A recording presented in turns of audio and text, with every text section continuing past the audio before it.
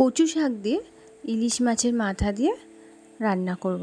তো ভাবলাম অনেক দিন তো খাওয়া হয়নি, আজকে একটু রান্নাটা করেই ফেলি। 3খানা মাথা ছিল, তো ওটাকে ভালো করে আমি ধুয়ে নুন হলুদ মাখিয়ে হালকা একটু ভেজে নেব। ভেজে আর ওটাকে তুলে রাখবো। তুলে এবার কড়াইয়ের মধ্যে 5 ফোড়ন, তেজপাতা, শুকনো লঙ্কা দেবো। দিয়ে ওটা যেই গরম হয়ে আসবে তারপর সেদ্ধ করা কচু শাকটা দিয়ে দেবো। দেওয়া হলে নেড়ে চেড়ে হালকা যখন জলটা একটু টেনে নেবে, নুন আর হলুদ দিয়ে দেবো।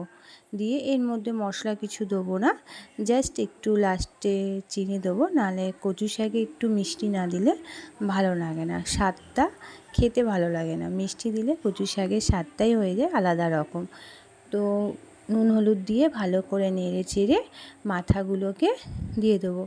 মাথাগুলোকে এমনভাবে করব যাতে মাথাগুলো না ভাঙে, গোটা গোটাই থাকে আর খেতেও টেস্ট হয়।